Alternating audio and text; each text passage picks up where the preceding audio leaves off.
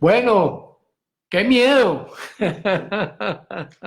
Se nos cayó aquí el internet y entonces el miedo me llevó a volver a otra vez a intentarlo, ¿no?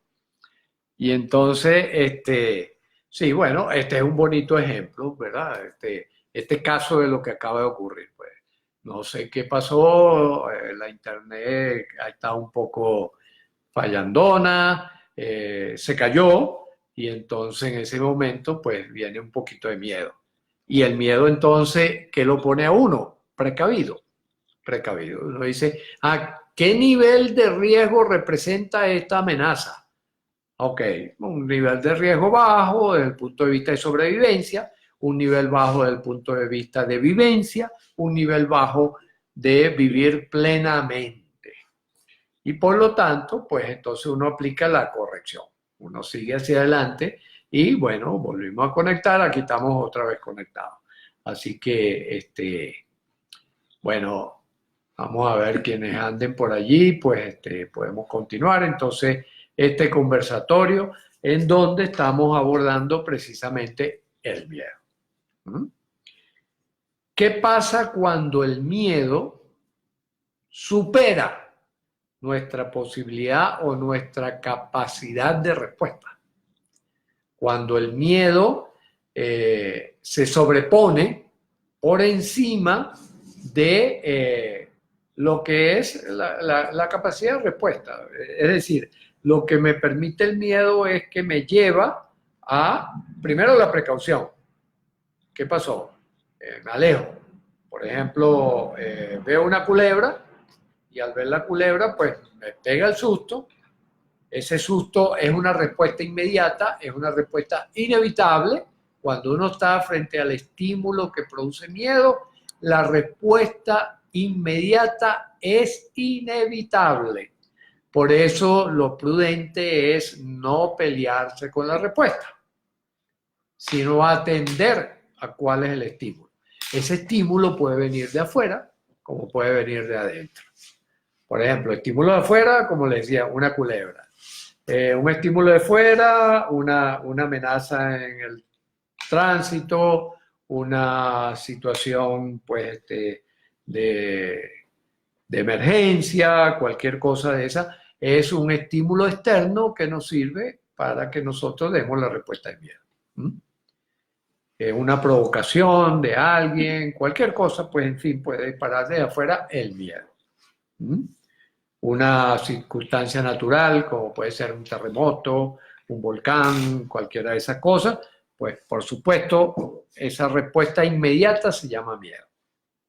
Ahora bien, esa respuesta inmediata, que es lo que nosotros llamamos el enlace entre el estímulo y la respuesta fisiológica, dura más o menos unas 6 décimas de segundo y sus respuestas orgánicas pueden durar varios segundos o incluso a veces hasta minutos. Ahora, si nosotros reforzamos ese miedo con nuestra memoria, es decir, entonces nosotros decimos, esto es para provocarme un estado de sufrimiento y tal, y le estoy dando vuelta al estímulo y a la relación con el miedo, ahí es donde lo instalamos. Una de las instalaciones más frecuentes que sufrimos es lo que se llama ansiedad o angustia. La ansiedad y la angustia son respuestas de miedo. Toda la respuesta fisiológica es miedo, ¿verdad? Pero que nosotros no logramos identificar el estímulo disparador. Generalmente es un estímulo que viene desde adentro. ¿Cuáles son los estímulos desde adentro? En primer lugar, nuestras memorias, los recuerdos. Si, por ejemplo, nosotros vemos algo que en mi recuerdo lo conecto con una situación de miedo, se me puede disparar en ese momento un miedo y yo, que no tengo conciencia de lo que está ocurriendo, no sé de dónde viene ese miedo. Y entonces empiezo a decir, bueno, ¿y por qué tengo miedo? ¿Y este miedo dónde viene? Y eso empieza a enredarse y es lo que llamamos ansiedad. Cuando la ansiedad se acompaña de respuestas muy aparatosas en el organismo, entonces técnicamente los psiquiatras, los psicólogos lo llamamos angustia. ¿Mm? Que son, como les digo, momentos diferentes de un mismo proceso. ¿Mm?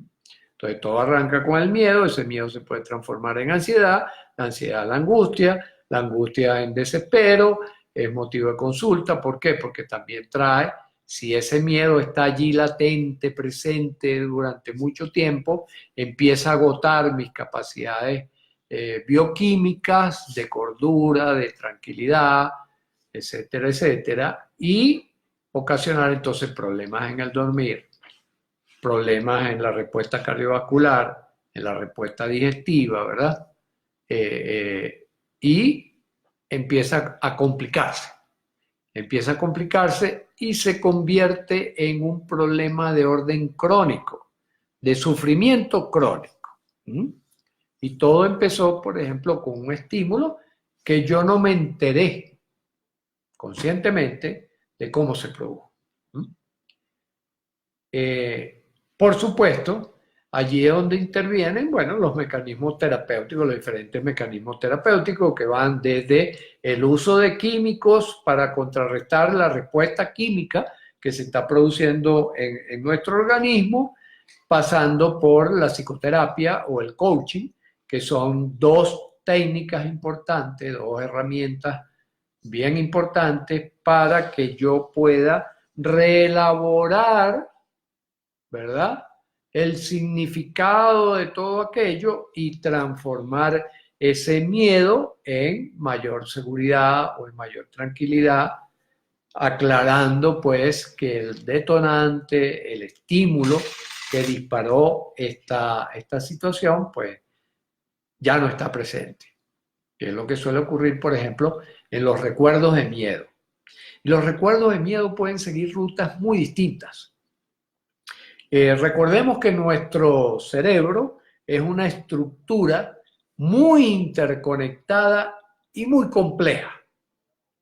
Por ejemplo, se ha descubierto a través de terapias, bien terapias analíticas o bien terapias hipnóticas, que personas que tuvieron un ataque de miedo, porque vivieron una experiencia, por ejemplo, una vez se trancó un ascensor y eso le produjo un susto tremendo, y esa persona asocia, por ejemplo, ese momento lo asocia con la persona que estaba en el ascensor.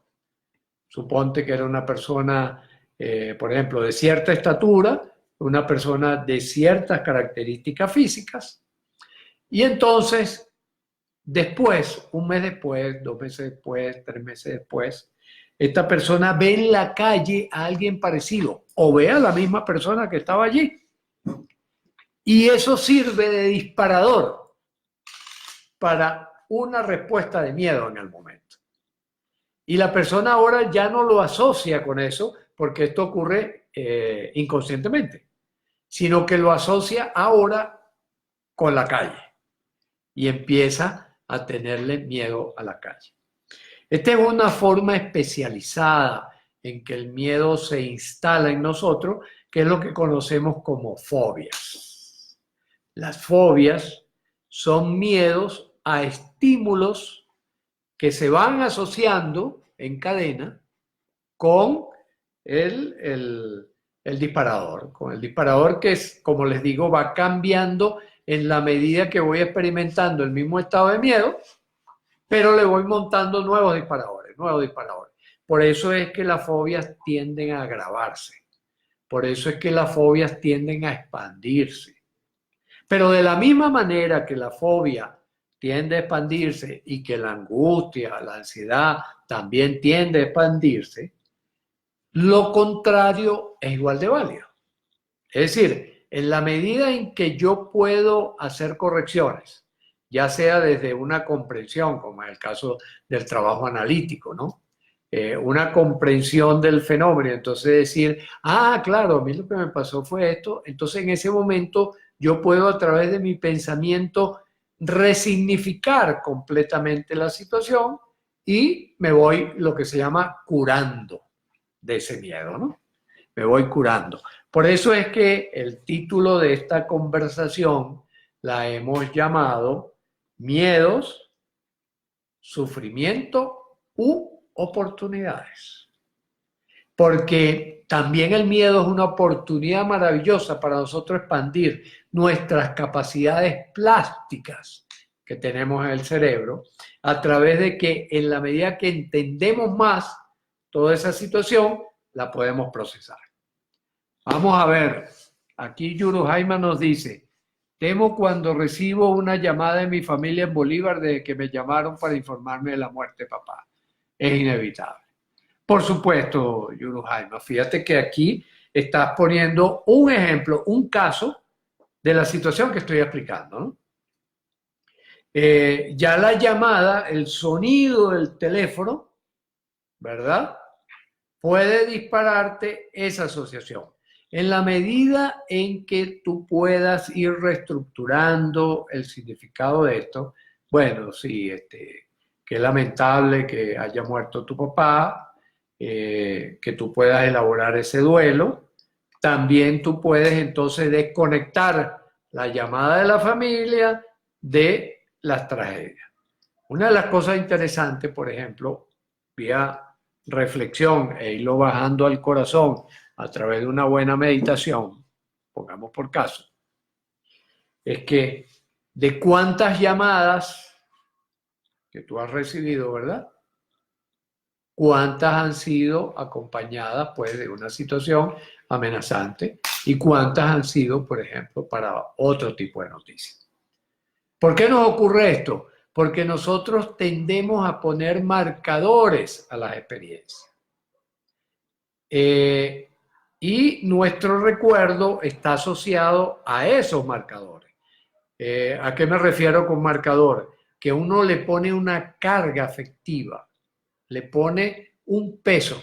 Por eso es que, por ejemplo, nosotros podemos recordar perfectamente qué hicimos el día de nuestro cumpleaños en los años anteriores. Incluso hasta uno puede recordar, ¿verdad? Desde chiquitico. Ah, bueno, no, cuando yo cumplí 7 años tal cosa, cuando cumplí 10 años tal otra, cuando cumplí 15, cuando cumplí 20, etcétera, etcétera, ¿no? Y así seguir. Mientras que otro día que no tenga ningún significado, para nosotros desaparece la memoria. ¿Por qué? Porque nosotros valoramos el día de nuestro cumpleaños. Le damos un peso específico. Y ese peso afectivo, ese peso de recordatorio, ese peso de significado importante, se constituye en una marca en nuestra memoria. Porque nuestra memoria no es un relato continuo de experiencia, son sketch que nosotros vamos registrando y colocando en los lugares correspondientes, pues son circuitos pues, que se crean ahí, que son codificados con el peso emocional que nosotros le colocamos. Por eso el miedo también tendemos a asociarlo a experiencias. ¿Por qué? Porque el miedo es un marcador importante. De entre las emociones, el miedo es una de las más importantes y de las más claves para reforzar determinadas memorias o determinados recuerdos. No sé cuánto esto, Yuru, te puede ser útil para resignificar las llamadas desde Bolívar, ¿no? Y por lo tanto, plantearte, bueno, considerarlo de manera distinta, ¿no? De la misma manera que nosotros ponemos marcas negativas, como en este caso, por ejemplo, un miedo que va más allá de la sobrevivencia se convierte en un elemento negativo. Un miedo que se descontextualiza del momento, la circunstancia, el contexto específico que estábamos viviendo en ese momento, se convierte en una limitante, se puede convertir, además de una limitante, en un sufrimiento. Mientras que cuando nosotros decimos, este instante de miedo porque ocurrió tal cosa, porque sentí una noticia, me dieron la noticia, pues la muerte de mi padre, y eso fue un golpe duro y eso me produjo un pánico momentáneo. Eso ocurre una sola vez. ¿Mm?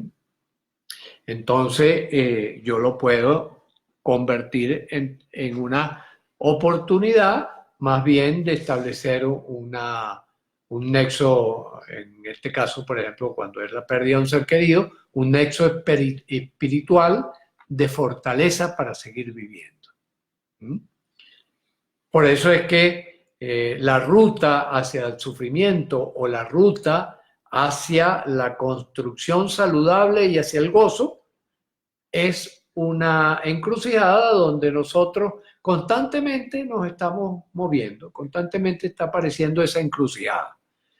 Y por eso decimos que es un asunto de decisión, ¿verdad? Ahora, una decisión que tiene que ser combinando lo afectivo, lo cognitivo, lo motor y lo interactivo para que nosotros podamos elegir acertadamente el camino a seguir.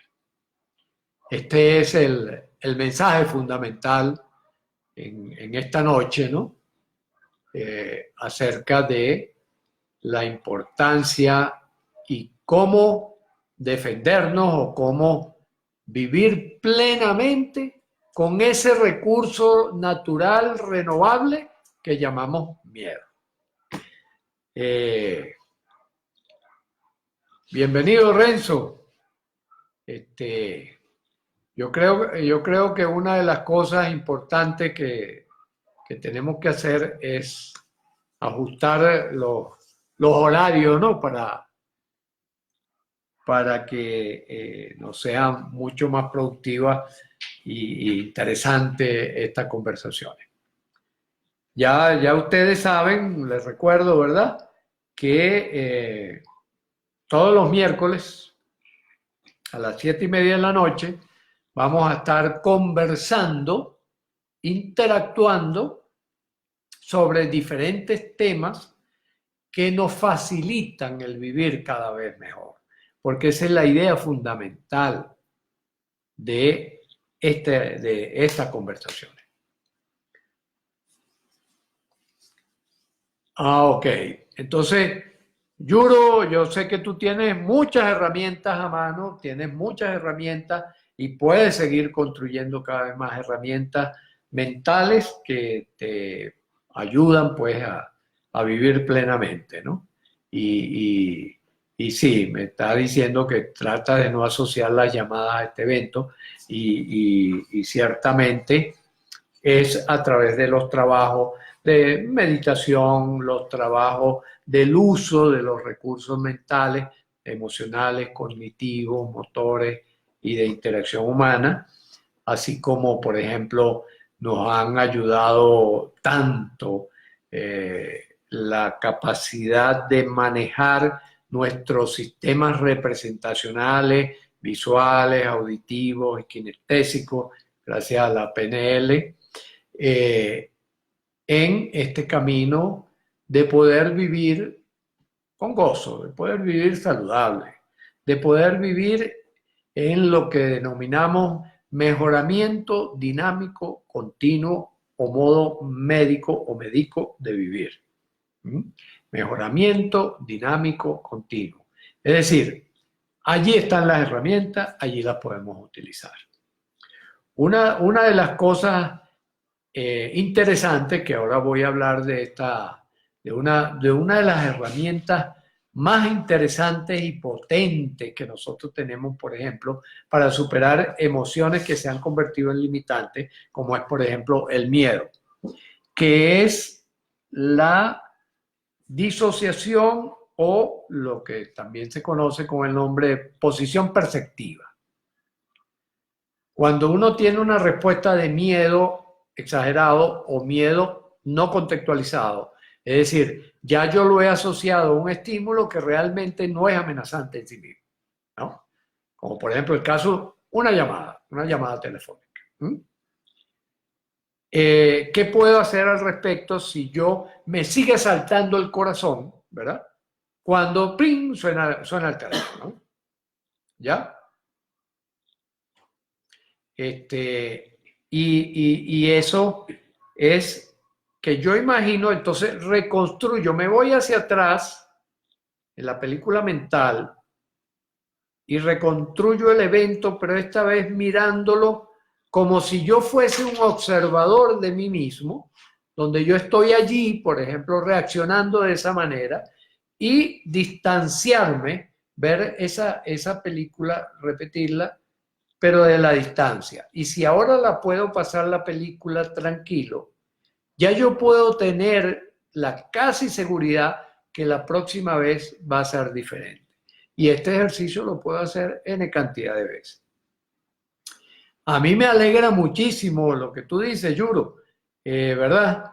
De que, sí, yo por allí un poco he visto tu ruta y sé que has desarrollado una vida feliz y llena de bienestar, cosa que me alegra muchísimo. Y te envío de aquí un gran abrazo.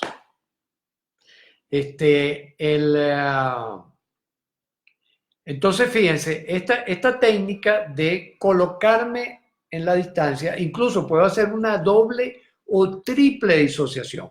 ¿Qué es una doble o triple disociación? Que yo me veo a mí mismo tranquilo mirando a ese otro Luis que ha tenido el sobresalto. Cuando yo le hago esa jugarreta al cerebro, que siempre el cerebro nos está haciendo jugarreta, ¿verdad? Y eso es lo que nos hace sentir bien o mal, que él siempre hace jugarreta. El cerebro siempre está inventando. Él no se queda quieto. Entonces él siempre está haciendo una versión cinematográfica, ¿verdad? O podríamos decir de teatro integral de lo que nos está ocurriendo. De hecho, ya se ha verificado a través de los estudios de neurociencia que siempre que vamos a tomar una decisión, la decisión es primero tomada desde la fantasía y después es que se ejecuta afuera. Además, esto es tan interesante que fíjense, por ejemplo, ya se ha demostrado también que nosotros vivimos con un retraso frente a lo que ocurre realmente. Hay un retraso, hay un delay, ¿no? ¿En qué consiste este delay? Que aquello que yo vivo lo estoy viviendo con un retraso de décimas de segundo. Por ejemplo, en este momento que yo estoy hablando con ustedes, hay ese retraso no solo de los equipos tecnológicos que hacen que, por ejemplo, ustedes reciban medio segundo después lo que yo estoy haciendo, sino que en mi propio cerebro hay un retraso frente a lo que está ocurriendo y cómo yo lo estoy procesando. ¿Esto por qué? Porque el cerebro es materia y el cerebro tiene una velocidad de procesamiento. Por eso es que yo digo también muchas veces, si usted oye un disparo, ¿verdad? Y usted se agacha, usted se está agachando es para el próximo disparo, no para ese que oyó. Porque cuando usted lo oyó, ya la bala pasó. Si no lo agarró, qué bueno, ha tenido la suerte. Pero cuando usted lo oye, ya está llegando tarde, porque ya la bala pasó. Debido a que la bala viaja más rápido que la conducción neurológica. Entonces, esto mismo podemos convertirlo entonces en una herramienta, en una oportunidad de mejorar. Entonces, si yo estoy teniendo un miedo que no me garantiza la sobrevivencia, recuerden, el miedo es el garante de la naturaleza para que nosotros podamos sobrevivir. De hecho, por ejemplo, hay niños que nacen con ciertos trastornos neurológicos que le impiden experimentar el miedo. Tienen lesiones en su sistema amigdalar del cerebro que hace que no experimenten miedo. Esos niños corren un gravísimo riesgo de morir y de hecho suelen morir temprano porque se exponen pues excesivamente a los riesgos de la vida. Bueno, creo que por hoy podemos dejarlo hasta acá, ¿verdad? De todas maneras, esto queda colgado allí pues en la página. Recuerden, todos los miércoles a las 7:30, pues vamos a estar transmitiendo distintas temáticas, todas que tienen que ver con cómo vivir cada vez más y mejor.